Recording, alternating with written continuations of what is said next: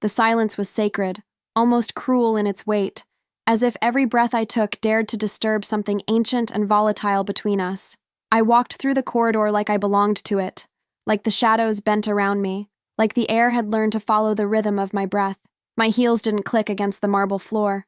They whispered, and I liked that. I liked the power of not needing noise to be noticed. Behind me, I could feel his presence like heat pulsing against my spine. Matteo. He hadn't touched me. Not truly. Not yet. But his eyes had. Those obsidian eyes that didn't just look, but claimed, judged, condemned. They stripped away everything polite, everything fragile, until all that remained was me. Bone, breath, blood, and something darker. He hadn't said a word since we left the room where the deal was sealed. That wasn't a wedding. That was a transaction, sharp as a blade. And yet when he leaned close, when his lips brushed against mine in that ceremonial nothingness, he whispered what no man had ever dared. You won't last 30 days with me. I didn't flinch.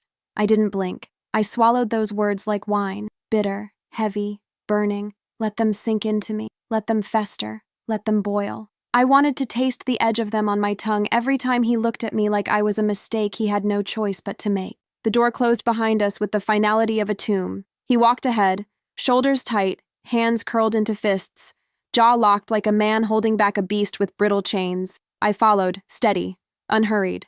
My perfume lingered behind me, something subtle, barely there, but I knew it clung to him.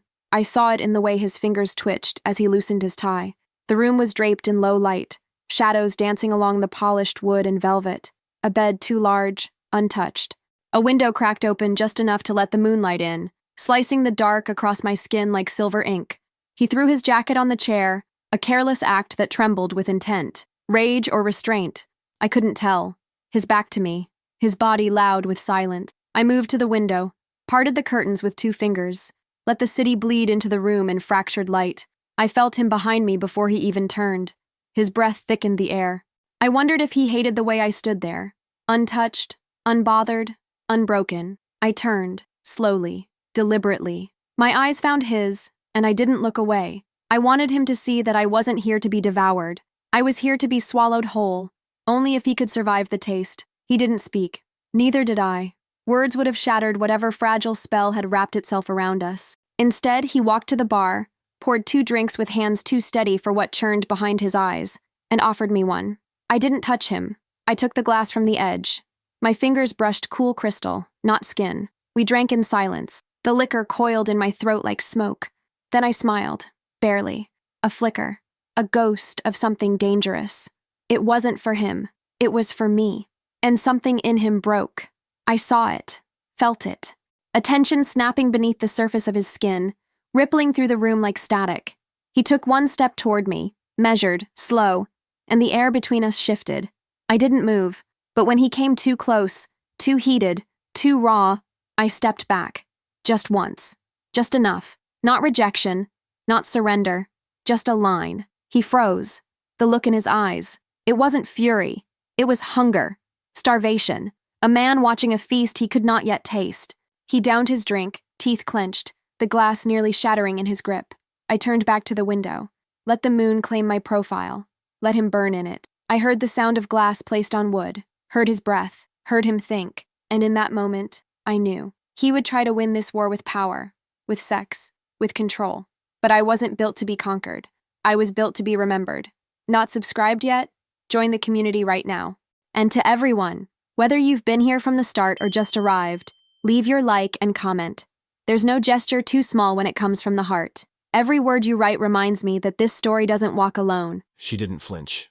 Not once. Not when the door closed behind us like a final judgment. Not when I threw my jacket with more force than necessary. Not when I stood there inches from unraveling. She stood by the window like marble carved from some divine provocation. Serene, inviolable, bathed in moonlight that kissed only her. And that, infuriated, I hadn't touched her. Not really. My lips had brushed hers in front of a room full of wolves pretending to toast peace. But that wasn't a kiss. It was a sentence.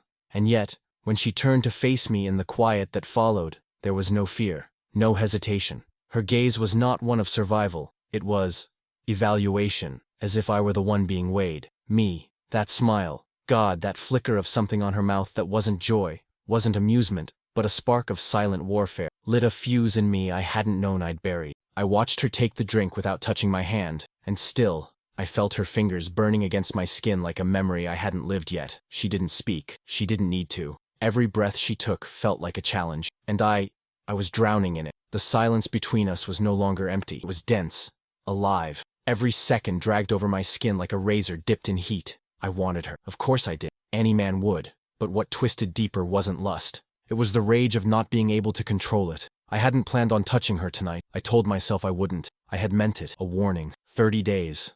That was all. She'd break before then. She'd cry, run, beg for distance. But now I wasn't so sure she wouldn't make it 30 years without so much as bending. She stepped back. A single step. Not in fear, in declaration. A boundary drawn in air. And I froze. I am a man used to command, to obedience. I don't ask. I take. And yet, in front of her, I felt the weight of every instinct scream against the cage of my ribs.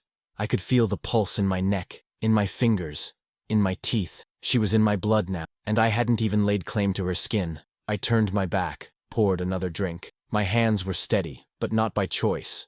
By war. The war inside me. She was still at the window, the city behind her, the moon dressing her in silver like an offering I didn't deserve. I imagined crossing the room, closing the space, placing a hand at her throat, not in threat, but in reverence, tilting her chin, watching her eyes as I whispered what she already knew, that I would ruin her, not by cruelty, not by force, but by need. I downed the drink instead. Her scent was in the room now, subtle, not perfume, her, the kind of fragrance that made a man forget his last name. I stared at the glass in my hand and thought about shattering it against the wall, just to hear something break, because I couldn't break her. Not yet. She hadn't moved, hadn't run. She was waiting, and that terrified me more than if she had screamed, because it meant she wasn't playing. She wasn't afraid of the man I was. She was waiting to see the man I might become, and that was unbearable. The morning was quiet, not gentle, never that, but quiet in a way that made every sound feel deliberate.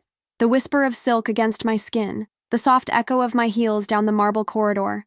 The world in this house held its breath around me, as if waiting to see what I'd do next. I walked like I had nowhere to be, and that was the secret. Power doesn't rush. It claims. The men in the hall paused, not to speak, not to stare, just enough to let me know they saw me, and I saw them. One nodded, another stepped aside. Respect doesn't need to announce itself. It moves like gravity. In the dining room, he was already seated. Mateo, back straight, gaze fixed on something that wasn't me. Or maybe it was. Maybe the stillness of him was a mask, because when his eyes finally met mine, there was nothing still about them. I sat, quietly, no smile, no submission, just presence. He didn't speak, neither did I. The tension had grown teeth overnight, and it was feeding on silence. Breakfast arrived. Coffee, black, toast, untouched. The clink of china and silver against porcelain. I felt his eyes. I didn't give him mine. That was the game, the test. He leaned back slightly, his fingers curling around the edge of the table like he needed to hold something, anything. I reached for my cup, slow, steady, sipped.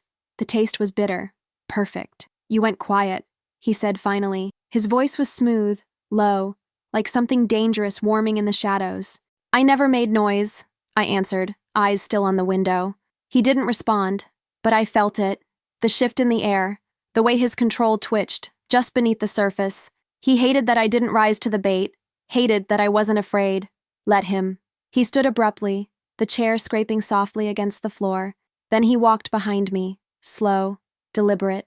I didn't turn, didn't breathe too deep, just listened to his steps until they stopped, close, too close. You like this game, he said, voice at my ear. I tilted my head just slightly, not toward him, away. I don't play games, I endure them. His breath hitched, just once. Then silence again, but this one was different. This one had heat. When I rose, I did it without hesitation, without invitation. I walked past him without touching a single inch of his body, and still I knew he felt me. In the hallway, one of his men, young, careless, looked at me too long. Eyes trailing down, lips parting like he forgot who I was. I stopped, met his gaze, held it. He flinched first, lowered his eyes. Good. Behind me, I heard Mateo's footsteps like a storm coming, and I knew without turning that he'd seen it too. I kept walking. If he wanted control, he'd have to earn it. And I was no easy conquest. I was built of silence sharpened into steel. And every time I didn't bow, didn't blink, didn't break, He burned. Let him. He looked at her, too long, too bold, like he forgot his place, like he forgot she was mine. The flicker in her eyes when she turned to him wasn't rage, it wasn't fear, it was colder, deadlier, and still, he looked. My jaw locked, my hands curled into fists I didn't raise.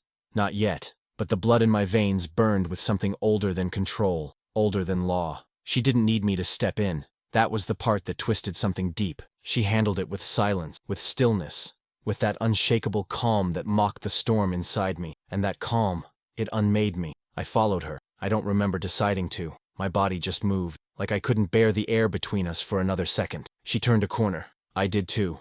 Her steps unhurried, her neck exposed. Every inch of her an invitation written in a language no man had permission to. I caught her wrist. Not hard, not soft, enough to stop her, enough to feel the throb of her pulse under my thumb. She turned her head slowly. Those eyes didn't question. She just looked at me, like she already knew what I was about to do. I pulled her into the nearest room. Dark, private. The door slammed behind us with a thud that echoed through bone. She didn't speak, neither did, but I stepped closer. She didn't move. My chest rose with every breath I forced down. Her scent, God, her scent, wrapped around my throat like silk dipped in fire.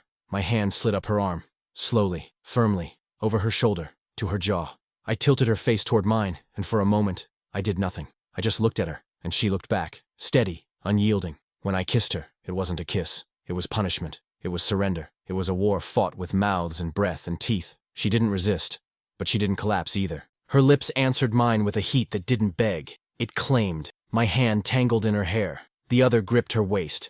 Her body pressed to mine like she'd always belonged there, and maybe she had. The kiss deepened, slowed, then burned again. Every inhale stolen, every exhale a warning. I lifted her. She let me. Her legs wrapped around my hips without hesitation, without fear. I pressed her to the wall. The impact thudded low in my chest. My mouth moved to her throat, to the edge of her jaw, to the place where her pulse beat like a secret I wasn't supposed to know. She didn't whisper. She didn't moan. She just breathed, and it was enough to ruin me. When I pulled back, her eyes were half-lidded, but sharp. Her lips parted. Her chest heaved, still, calm. She lowered her legs, stepped down, and walked away. Without looking back, she left the scent of her skin on my breath, the taste of defiance on my tongue, the shape of her body engraved into my hand, and I stood there, chest burning, fists clenched at my sides. She didn't need to say it. I'd just lost the first battle, and I wanted the... I didn't look back. That was the final thread in a silence I knew he would never forgive me for. Not because I rejected him. I hadn't. My lips had answered his with heat, not hesitation. My body had met his with breathless permission, but it wasn't submission. That was what unraveled him. The kiss had devoured us both, but I walked away first. And that was the cruelty. I moved through the hallway like the air hadn't changed, like my pulse wasn't still catching up to what just happened. My steps were measured, composed. The silk of my blouse clung to me, warm with memory. I didn't fix it. I let it cling, let it speak. When I entered the lounge, every eye lifted. The men quieted. The weight of their attention wasn't lust. It was uncertainty. I was no longer a rumor. I was a presence, a warning. I poured a glass of water with unhurried hands, sat without asking where. My spine was straight, legs crossed. The rhythm of the room shifted to meet mine. Across the space, I felt the echo of Mateo. Not his body, not his footsteps, but his tension, still burning somewhere behind closed doors. I knew he wouldn't follow me. Not yet.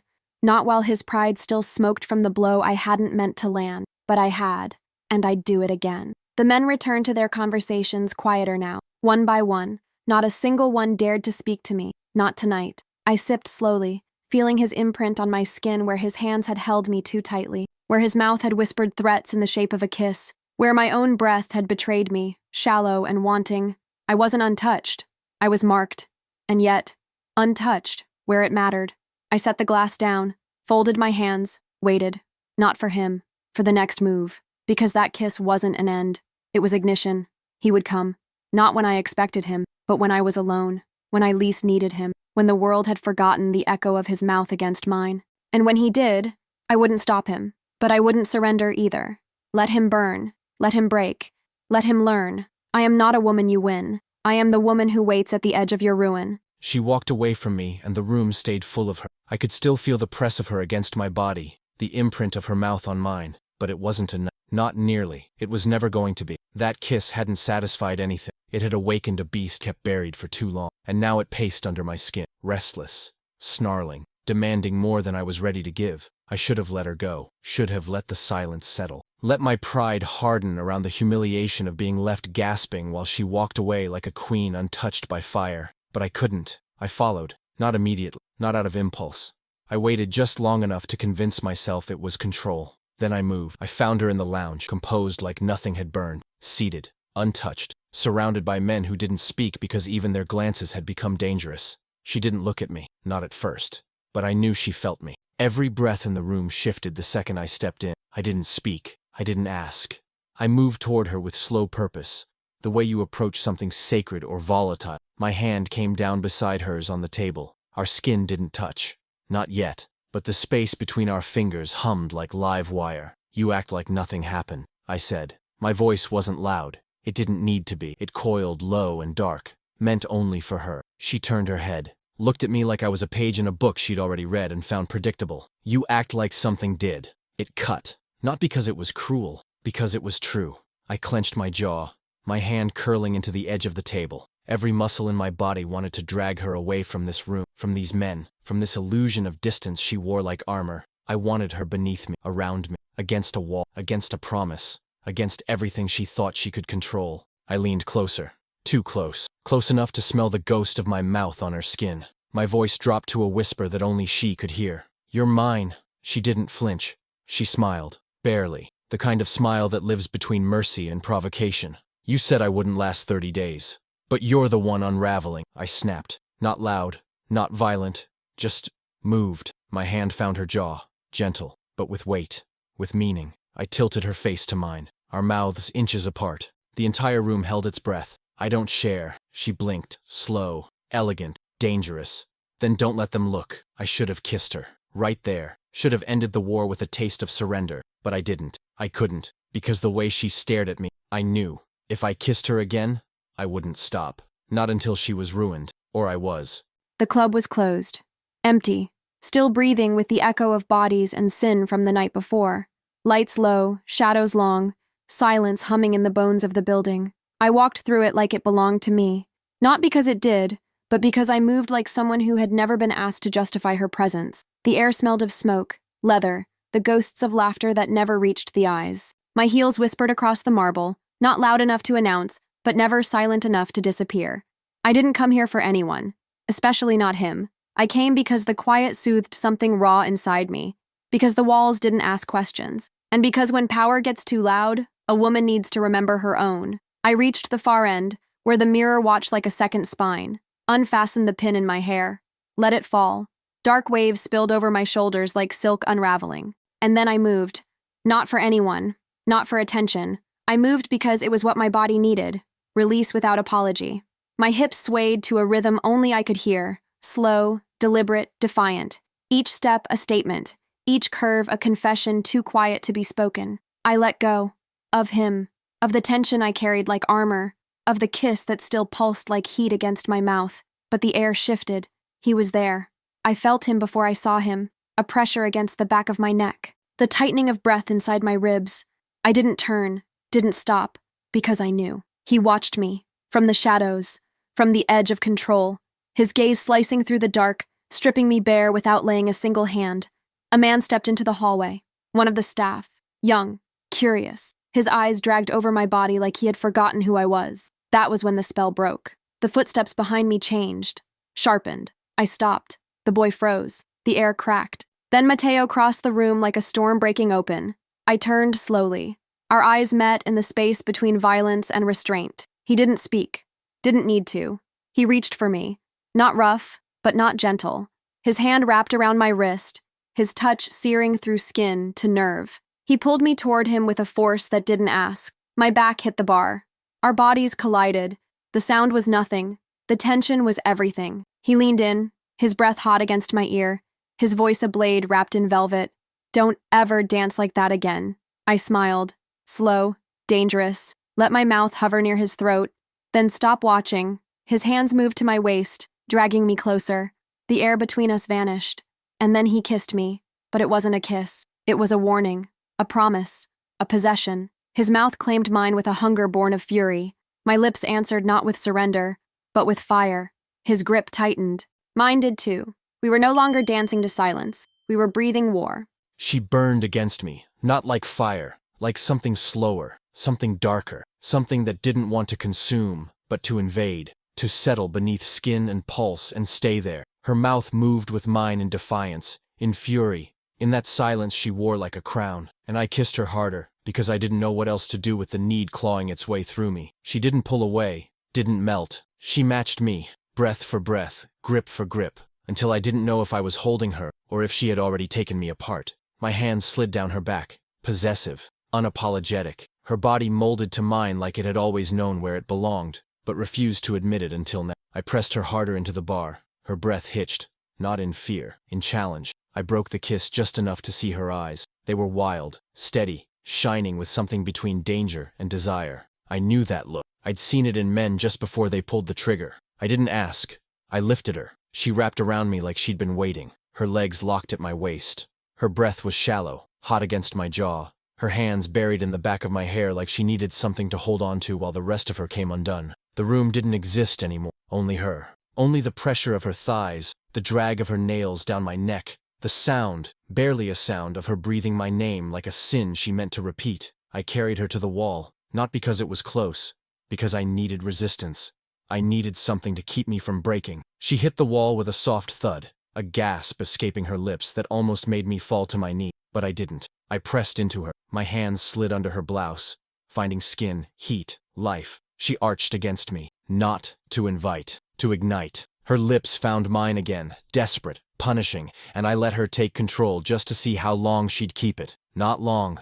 I grabbed her hips, ground her against me. She moaned, finally, and that sound, that single, sacred sound, ruined me. I moved down to her neck, teeth grazing skin that tasted like defiance. Her pulse throbbed beneath my tongue. Her head fell back. I whispered against her throat, rough and low. Say it. She didn't. Of course she did. But her body did. Every inch of her said it. You're mine. I pushed her harder against the wall.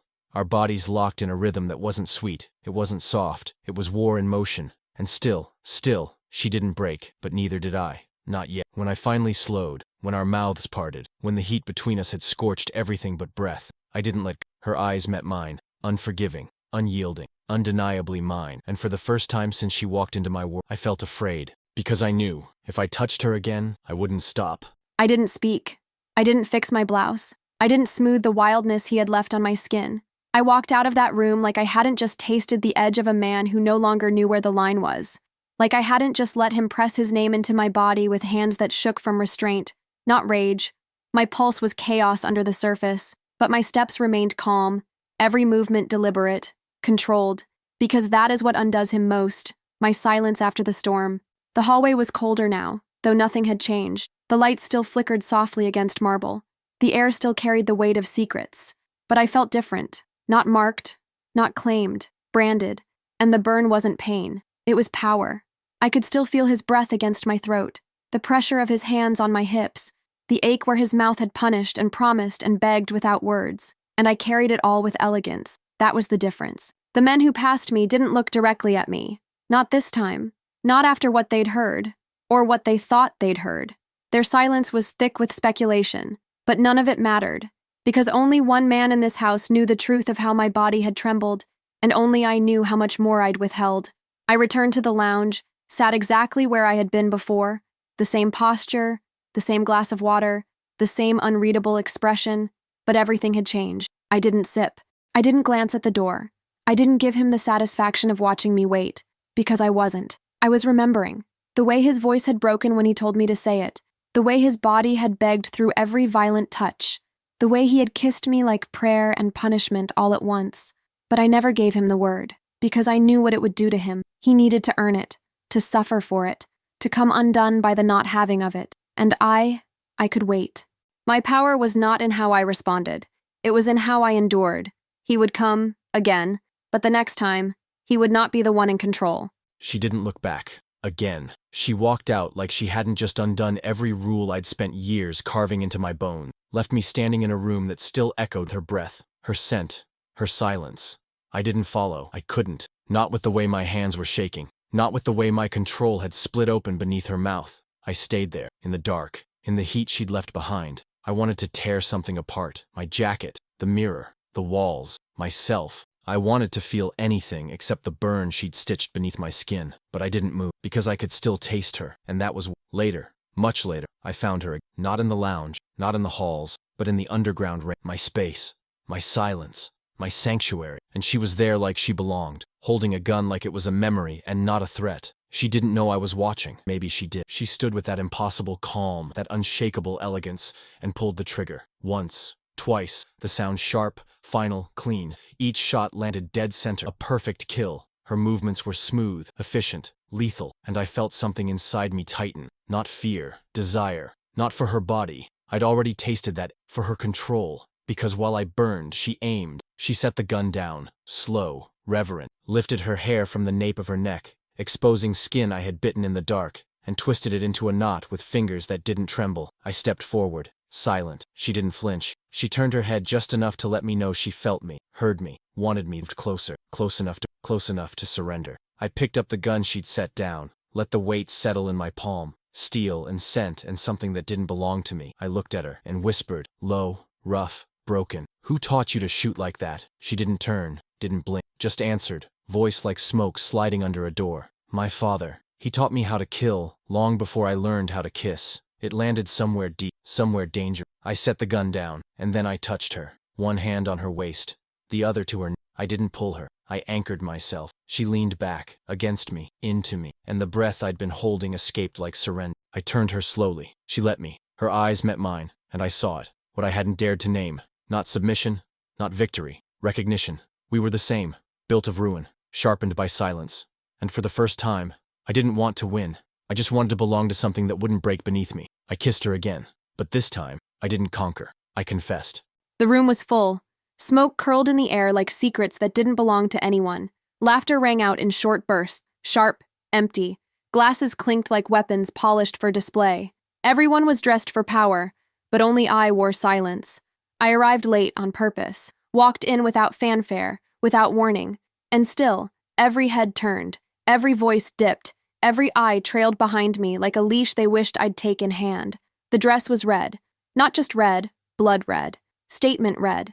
The kind of red that made men forget their names. It slid over my skin like danger and kissed every step with purpose. I didn't need to speak. My presence was a language. My stillness, a declaration. Mateo was at the far end of the room, back straight, glass in hand, surrounded by men who would die for him and pretend it was loyalty instead of fear. He hadn't seen me yet, not with his eyes, but his spine. His spine already knew. I didn't go to him. I didn't have to. I floated through the room like a slow exhale, letting every gaze fall where it would, letting them stare, letting them want. A young man, bold, stupid, offered me a drink. His hand lingered too long. His voice wrapped around a compliment too polished to be innocent. I didn't stop him. I took the glass, touched his fingers on purpose, smiled, barely, watched his throat work as he swallowed the weight of my attention. That was the moment, the exact second Mateo turned, and everything in him went still. He didn't move, not immediately, but I felt it. The way the room shifted, the way space bent around the pull of his fury. His eyes locked on mine, then drifted slowly to the man beside me. One glance, one breath, one heartbeat too long, and then he moved. He crossed the room like violence in a tailored suit. No words, no warning, just motion. The punch was sudden, brutal, beautiful in its precision. The man dropped, glass shattering beside him. The silence that followed was holy. No one dared to speak. No one dared to breathe. Mateo turned to me, didn't ask, didn't explain, just extended his hand. I took it, and rose. Every movement of mine deliberate, graceful, absolute. He led me out without looking back, without a single word, but his grip on my hand was tight enough to bruise, and I let him. Because this wasn't about pain, it was about possession, and he needed to show the world what he already knew. I didn't belong to the room. I belonged to him, but only because I allowed it. I didn't speak. I didn't need to. The glass on the floor said everything. So did the blood at the corner of his mouth, the silence that swallowed the room whole. The way her fingers slipped into mine without hesitation. I pulled her with me, not fast, not rough, but with the weight of something irreversible. The doors closed behind us like a confession. The hallway stretched in silence. Each step a thread pulled tighter through my spine. She didn't ask where we were going. She didn't break the silence. She never does. That's what unravels me. Her calm, her elegance, her refusal to flinch, even when the storm she's walking into is mine. When we reached the car, I opened the door with a precision that barely contained the way my blood surged. She slid in like velvet. I followed, and the silence followed us both. She crossed her legs, shifted slightly, just enough to make the slit in her dress reveal more her thigh. She knew what she always does. My jaw clenched, my hands tightened on the wheel. I didn't drive fast.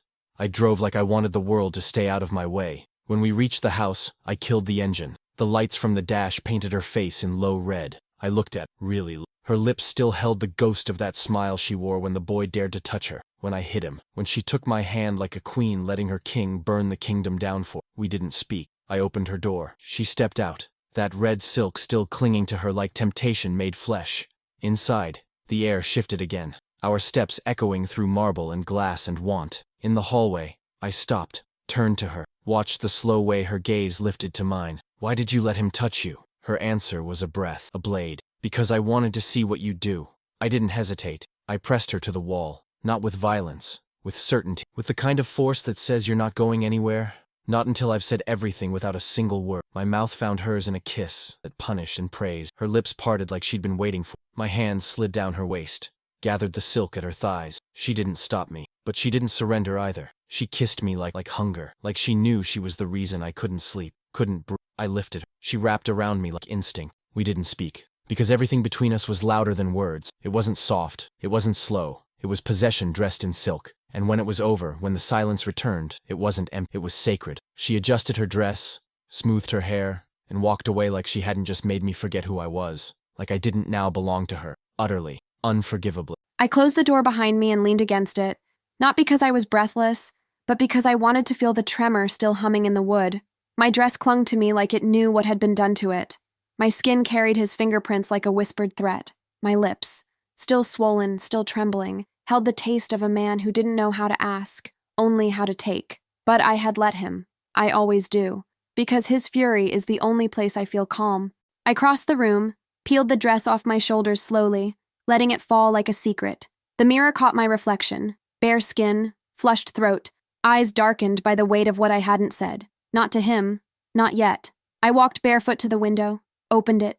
The city below pulsed like a heartbeat, restless, hungry, unaware that a woman above it had just surrendered and conquered in the same breath. He doesn't know who I am. Not really. He knows my body, my silence, my provocations, but he doesn't know what forged me. Tonight, I will tell him. Not because he deserves it, but because I want him to understand the depth of what he touches when he puts his hands on me. He came to me just before midnight. No knock, no words, just the sound of the door opening and closing behind him. He stopped when he saw me at the window, wrapped in nothing but the night. He didn't speak. He never does, when it matters most. I turned, met his eyes. I was 8 when I watched my mother die, I said, voice quiet, but steady. She bled in front of me while my father put a gun in my hand and told me to stop crying. He said if I ever wanted to survive this life, I'd need to become colder than death itself. He didn't move. I haven't cried since. His jaw clenched, his hands flexed, but he stayed silent. I walked to him slowly. Let the space between us disappear. When you touch me, I whispered, you're not just touching a woman. You're touching every ghost I've buried, every scar I've stitched shut with silence. He lifted his hand, traced my cheekbone like it was glass. I leaned in, pressed my mouth to his, not to seduce, but to confess. And when he kissed me back, it wasn't with hunger. It was with reverence, like he finally saw the blade behind the silk, and still chose to bleed. The call came just after 3, sharp, dry. A single sentence wrapped in panic that didn't belong to my voice. There's been an attempt. At the club. She's fine. Mostly. My heart didn't wait for detail. It pounded once, twice, then stopped listening altogether. My body moved before orders could form. The car, the doors, the road, they blurred. Time collapsed into one thought, one pulse, one name, hers. The city passed in streaks of shadow and gold. Every red light a war I refused to lose. The world narrowed to the sound of tires, the grind of breath, and the need to see her. When I arrived, the silence hit first, not calm, peace. That brittle silence of aftermath, of smoke still hanging in the air, of blood not yet dry. And then I saw her, standing, alone, a streak of red down her blouse torn at the shoulder, hair a storm around her face, and yet, her spine straight, her gaze sharp, her body still, but not shaken. I had never feared her, had feared this. Seeing her blood, and knowing I wasn't there, she looked at me, and for the first time she didn't wear her silence like armor. She wore it like exhaustion, like trust given too late, like everything in her was still standing only because collapse would be too loud. I stepped forward, took the gun from her hand first. My fingers brushed hers. Ice. She didn't flinch. I reached for her, slid a hand behind her neck, pulled her in. Her forehead met mine, and I breathed her in. Blood, smoke, her. The part of me I keep locked behind command and violence cracked open. I didn't say her name. I didn't ask what happened. I just held her, tighter, longer, like maybe if I held her hard enough I could rewind the hour. Her fingers curled into my shirt. Not desperate, not broken, just there, alive. And I whispered into the space between our mouths, "You're safe now." But what I meant was, I'm not. Not from her. Not from this. Not from the way the thought of losing her felt worse than death. And somewhere inside me, something cold and ancient turned soft and terrifying. Because I didn't want her to be mine out of power anymore. I wanted her to be mine because the world without her didn't make sense. And if that made me, then let me burn. The pain wasn't sharp. It was distant. A whisper beneath the surface, as if my body had already decided it wasn't worth feeling. Not when he was there. Not when his hands were on me, steady, trembling, worshipping without knowing how. His forehead pressed to mine, his breath uneven, his voice, low enough to sink into my skin. "You're safe now." But I wasn't. Not really. Because safety meant stillness, and nothing in me was still anymore. I let my fingers curl into his shirt, felt the heat of him through cotton and muscle and fury barely held together. He didn't ask questions, didn't demand explanations, and that was the cruelest part. He didn't need them. He knew. His silence wrapped around me like a vow, one he couldn't say out loud, one I didn't need to hear. Later, when the blood had dried and the city returned to pretending it wasn't made of violence, he took me home. Not the house, not the rooms lined with marble and shadows and names whispered in fear. He took me to the only space that didn't feel like a throne or a battlefield. His room, his breath, his war-torn heart. He sat me on the edge of the bed, knelt before me like a man with sins he couldn't confess, and took my hand in both of his, my knuckles bruised, my wrist scraped, my pulse still frantic beneath the surface. He kissed the inside of my palm, once, slowly, like he was learning the shape of what he'd nearly lost. I touched his face, and for the first time, he leaned into it. His eyes closed, his jaw unclenched. I had seen him kill without blinking, command men without mercy, break bones like they were promises never meant to be kept. But here, now, in the quiet after the blood, he was soft, raw, mine. I laid back, not because I was tired, but because I wanted to feel the weight of him above me again. He followed without question, and this time when he kissed me, it wasn't a storm, it was surrender. His hands moved over me with reverence, not rage. My body answered with silence, but inside, I was screaming, not in fear, in recognition, because somewhere in the breath between that kiss and the next, I knew. I no longer needed to fight to survive him. I had already chosen to stay. She slept beside me like she wasn't built of fire, like her skin hadn't just rewritten every rule I ever swore to follow, like she wasn't the storm that cracked open my spine and poured into places I never meant to be touched. Her breath was slow, deep, the kind that only comes after survival, after surrender, after something sacred is burned into the dark. But I didn't sleep. I couldn't. I lay there, eyes on the ceiling, body still humming with the shape of her, the weight of her thigh over mine, the scent of her skin in my lungs. My hand rested just above her hip, fingers barely pressing, as if afraid she might disappear if I let go. And maybe I was afraid, not of her lead, of what I'd do if she ever did. When she stirred, I didn't speak. I waited, let her decide, let her open her eyes and remember where she was, who she was with, what we had become. She looked at me, calm, always. Even after all of it. "Say it," I whispered. She didn't blink. "Say what?" "That you're mine." The silence that followed wasn't refusal, it was power. She slid out of bed, slow, unbothered, wearing nothing but the bruises of my mouth and the proof of my hands. She didn't reach for a robe. She didn't cover her skin. She walked to the window like the night belonged to her, like I did. "You already know I am," she said softly. "Why do you need to hear it?" "Because I needed it to be real. Because I needed something to anchor the chaos. Because I'd kill a man for looking at her, but I couldn't stop her from breaking me open with a glance." I stood, crossed the room in 3 heartbeats, took her by the wrist, turned her toward me, not rough, not gentle, just absolute. Her eyes narrowed, but she didn't pull away. You think you've won, I said, my voice low, frayed. No. She leaned in, barely. I think you're still trying to figure out what game I'm playing. And that was it. I kissed her, hard, deep, not like surrender, not like worship, like war. Our mouths clashed, teeth and breath, and my hands in her nails in my back. We didn't move to the bed. We didn't need softness. She pressed me against the wall, legs wrapping around my waist. I caught her, held her, took her like I'd never be able to again, because this wasn't about sex. It was about control, and the loss of it. Her body was mine, but her soul, that was still a battlefield. And I was bleeding across every inch of it, just to be allowed to stay. Something had shifted, not in the way he touched me, but in the silence after, the way he lingered, the way his breath tangled with mine long after our mouths had stilled. He looked at me like he was waiting for something, like he'd left something inside me that wasn't flesh or fire, but fear. His, not mine. I watched him sleep, just once, his hand resting on my waist like he still didn't trust that I was real. His brow tight even in rest, like some part of him was still fighting a war that had already been lost. And I should have told him, but I didn't. Not yet, because the truth was still too fragile to speak aloud, still blooming slowly in the quiet parts of my body where no one had ever dared plant anything before. I felt it before I knew it. A shift, a tremor, not in pain, in promise. My body was no stranger to discipline, to pain, to heat, to his hands. But this was different. I touched my stomach one night, alone, just fingers, just breath, and felt the echo of something that didn't belong to me. Or maybe it did. Maybe it always had. He didn't notice the change at first. Or maybe he did, and didn't ask. Mateo only asked questions when silence failed him, and I never gave him silence he couldn't carry. But he watched me more, closely, as if trying to name the quiet that now lived inside me. And I started to smile when he wasn't looking, because my body was no longer just mine, and neither was my heart. I would tell him, but not now. Not until I knew he could carry it.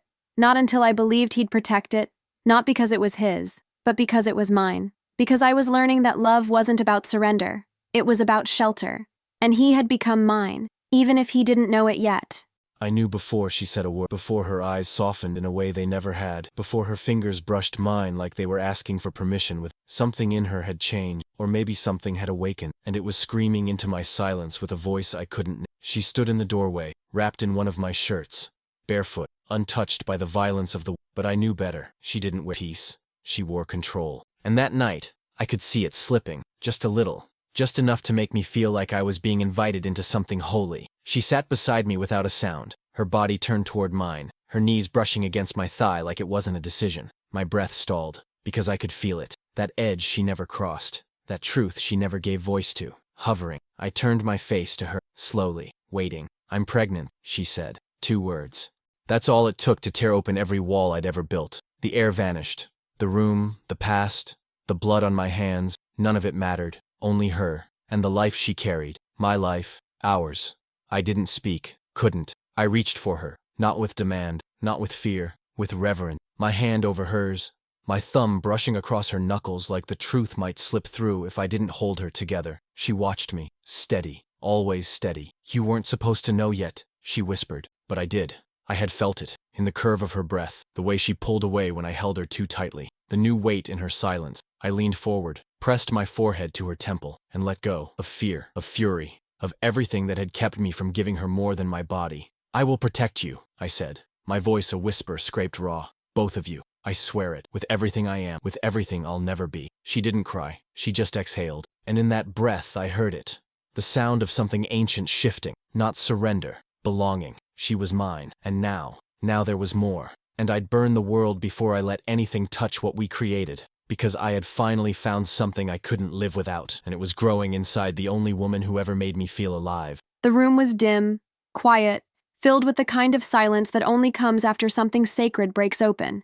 I held her against my chest, skin still warm, breath still unsteady. She was small, so small, but her presence was a storm, a soft, holy chaos that had wrecked me in a way no man ever could.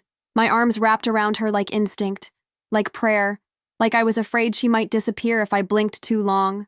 I looked down at her, at the weightless rise and fall of her body, and felt something unravel inside me, slowly, gently, completely.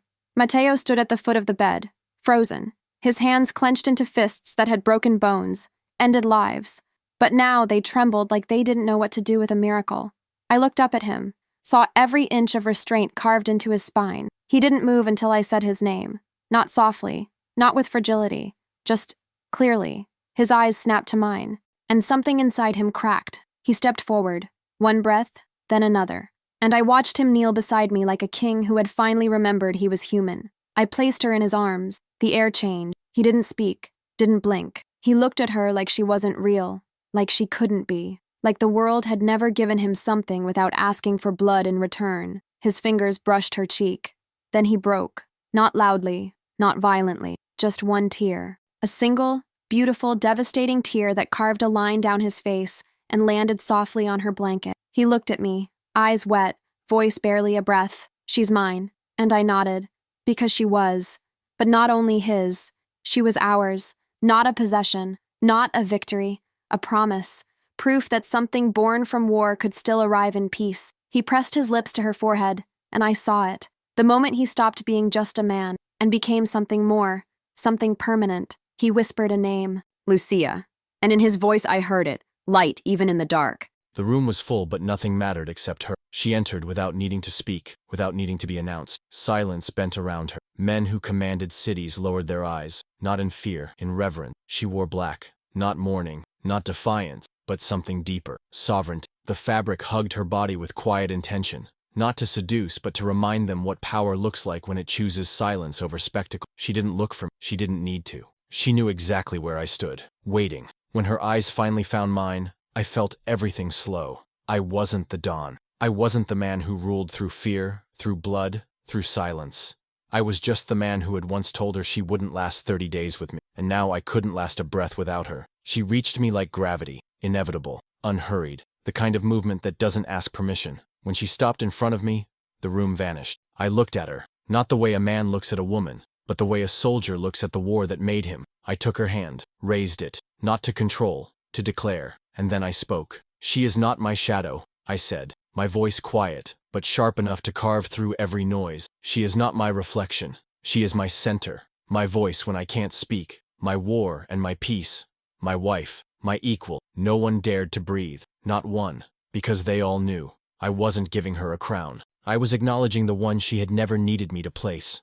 We walked forward together, to the table, to the seat beside mine. She didn't hesitate. She sat not as a guest, but as the storm beside the throne. I watched her speak, calm, precise, unshakable. Every man in that room saw it too, that this empire didn't just have a king, it had a queen. And I had a home, not in the stone, not in the legacy, in her. Afterward, when the room was empty, I closed the doors, leaned against them, watched her without a word. She turned, walked to me, and I let her, because I wasn't the one in control anymore. She reached for me, cradled my face, whispered against my lips, "Then we're lost together." And I kissed her, like I had just found salvation, and finally had the courage to kneel for.